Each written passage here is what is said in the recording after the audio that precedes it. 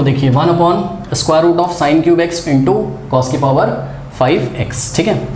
अब देखिए बच्चों, सभी बच्चों को इतना तो पता होगा कि भाई रूट एक्स का मतलब क्या होता है, एक्स की पावर हाफ। ठीक उसी तरीके से अगर इस क्वेश्चन को मैं सॉल्व करूं तो i is equals to integration of 1 upon, अब देखो यहाँ पे अगर हम ब्रैकेट लगा दें तो आपको कोई प्रॉब्लम नहीं होनी चाहिए। तो इस ब्रैकेट में जो भी लिखा है इसका स्क्वायर रूट लिया गया है, ठीक। तो इस ब्रैकेट में जो कुछ भी लिखा हुआ है उसको तो मैं एज इट इज कॉपी कर दूंगा। अब मैंने क्या किया, ये रेडिकल हटाया, मतलब स्क्वायर रूट हटाया। तो जब आप स्क्वायर रूट हटाते हो पावर हाफ लगा देते हो, तो इस पूरे में हम, क्योंकि इस पूरे का स्क्वायर रूट था तो इस पूरे में हमने पावर हाफ लगा दी, ठीक है।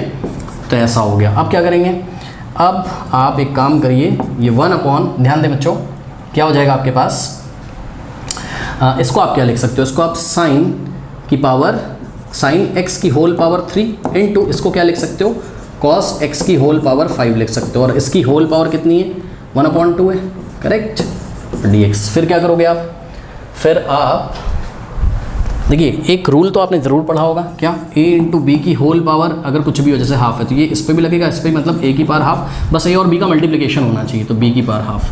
ठीक उसी तरीके से a की जगह क्या है, साइन x की होल क्यूब इंटू b की जगह क्या है, कॉस x की होल पावर 5। तो ये पावर हाफ इसको मिलेगी, इसको मिलेगी, यानी कि ये हो जाएगा इंटीग्रेशन ऑफ, अब ध्यान दो, ये हो जाएगा बच्चों, जब ये पावर हाफ इसको मिलेगी तो 3 इंटू 1/2, ये पावर्स मल्टीप्लाई हो जाएंगी, तो साइन, सॉरी 1 अपॉन में ना, तो 1 अपॉन साइन एक्स की whole power 3 into 1/2, 3/2 into cos x की होल पावर 5 इंटू 1/2, तो कॉस एक्स की होल पावर 5/2। अब ऐसा आपके पास हो गया। अब क्या करें, अब देखिए एक काम करिए, पता है क्या, आप इसको ऊपर ले जाइए, तो क्या हो जाएगा, जब आप इसको ऊपर ले जाओगे तो इंटीग्रेशन ऑफ ये पावर नेगेटिव हो जाएगी, यानी कि साइन एक्स की होल पावर -3/2 इंटू कॉस वाला टर्म भी ऊपर जाएगा, तो कॉस एक्स की होल पावर -5/2 dx। अब ये रहा m, ये रहा n, तो m कितना है, -3/2 और n कितना है, -5/2। m और n रैशनल नंबर होते थे ना, -3/2 रैशनल नंबर है और -5/2 भी रैशनल p/q के फॉर्म में, ओके। तो m प्लस n अगर हम करें तो m कितना है, -3/2 और प्लस n कितना है, -5/2, तो -3/2 और प्लस माइनस 5/2, तो ये हो जाएगा 2 LCM और -5 -3 -8 होता है, 2 1 जा फिर से -4 आ गया, यानी कि m प्लस n -4 है, तो k की वैल्यू क्या हो जाएगी, -4 का साइन चेंज कर दो, k की वैल्यू +4 हो जाएगी। तो आप cos की पावर 4 से, cos की पावर 4x से आप न्यूमरेटर में डिवाइड लगाएंगे, और आप cos की पावर 4x से आप न्यूमरेटर में डिवाइड लगाएंगे और डिनोमिनेटर में डिवाइड लगाएंगे। तो ये डिवाइड कौन से स्टेप में लगाएं, तो ये वाले स्टेप में लगाएंगे। इतना कॉपी कर लीजिए, पहले कर लीजिए, कर लिया, चलो अब देखो कैसे इसको सॉल्व करें। तो यहाँ पर हम लोग क्या करेंगे, इंटीग्रेशन ऑफ, देखो 1 है न्यूमरेटर में, तो 1 में हमने डिवाइड लगाया cos की पावर 4x से।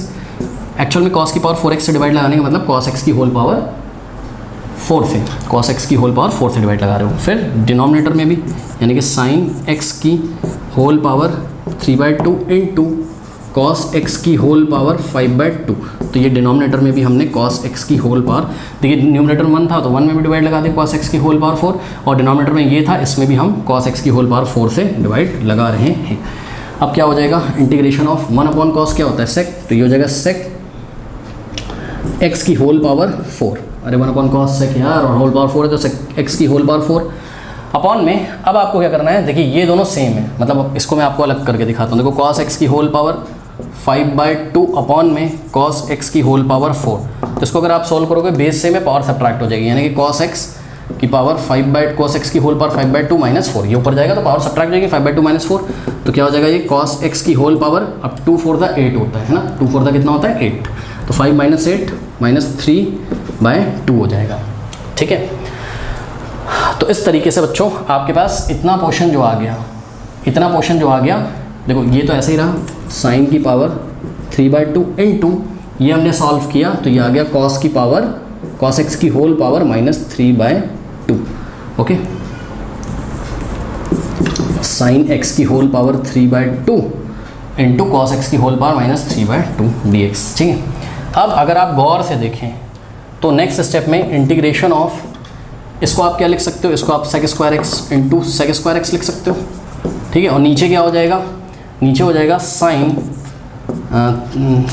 x की होल पावर 3/2। बच्चों ध्यान से चेक करो, बस इतने को देखो, इतना इसको यार वापस नीचे भेज दो तो पावर पॉजिटिव हो जाएगी, यानी कि अपॉन में cos x की होल पावर, देखो ऊपर था तो -3/2 था, नीचे आएगा तो cos की पावर 3/2 हो जाएगा। ठीक, अब ये हो जाएगा integration of sec² x into sec² x dx upon में साइन अपॉन कॉस tan होता है, पावर दोनों की सेम है, तो नीचे हो जाएगा tan x की होल पावर 3/2। अब कुछ नहीं करना है, बस अब sec² x को हम क्या पुट करेंगे, 1 + tan²। ओके, तो पुट करते हैं इंटीग्रेशन ऑफ sec² x की जगह ये वाले, इसकी जगह हमने रखा 1 + tan² x into sec² x dx, ये वाला sec² x dx ऐसे रहा, और नीचे क्या हो गया, नीचे हो गया tan x की होल पावर 3/2। करेक्ट, अब कुछ नहीं करना है, tan x को t पुट करो तो sec² x dx ये dt हो जाएगा पूरा। तो इंटीग्रेशन ऑफ 1 + अब देखो t², tan² x की जगह t², क्योंकि tan x को t पुट किया अपॉन में, अब देखो tan x की होल पावर 3/2 है, यानी कि t की होल पावर 3/2 dt। अब ये t की पावर 3/2 इसको 1 को मिलेगा, इसको मिलेगा, यानी कि इंटीग्रेशन ऑफ 1 अपॉन t की पावर 3/2 और प्लस t² बाय t की पावर 3/2 dt, ऐसा कुछ। ठीक है, तो स्प्लिट कर लिया हमने इसको दो पार्ट्स में। अब ये ऊपर जाएगा तो क्या हो जाएगा, t की पावर -3/2 हो जाएगा, और plus base same power subtract, यानी कि t की पावर 2 - 3/2, तो 2 - 3/2, 2 to the 4, 4 - 3, 1, 1/2, तो t की पावर 1/2 और dt। बस अब इसको इंटीग्रेट कर लीजिए तो आपका आंसर फाइनल आ जाएगा।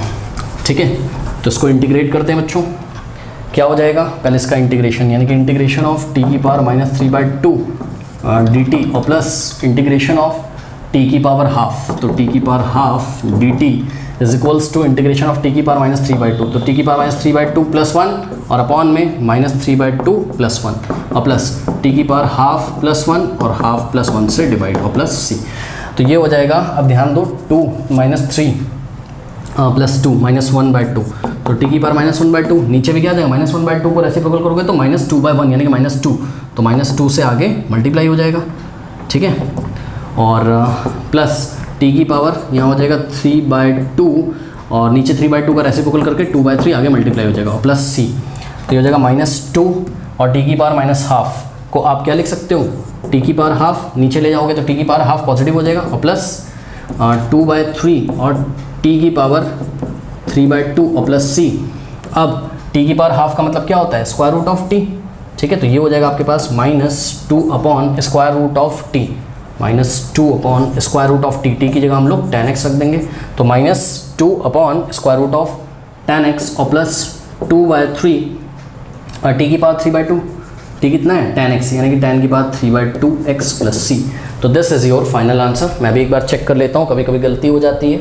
तो -2 upon √tan x plus 2/3 tan x की whole power 3/2 plus c। Actual में इसको पता है कैसे लिखा है, ऐसे भी सही है, और आप इसको अगर चाहें तो tan x की होल पावर 3/2 भी लिख सकते हैं। तो this is your final answer. Okay, कर लीजिए।